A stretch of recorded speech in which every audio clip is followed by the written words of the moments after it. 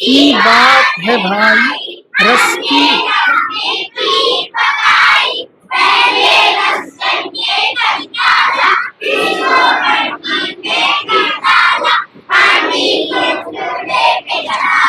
इसके नीचे आग जलाई, रस में डाले, रस को हिलाया धीरे धीरे, खच खच करके पकती जाती, हम सब से ये कहती जाती, किसने चावल है उपजाए, खेत में गन्ने किसने उगाए। पककर जब तैयार हुई तो दी कुछ खीर पड़ोसन दी को, खुश होकर हम सब ने खाई, खीर थी जैसे रस मलाई,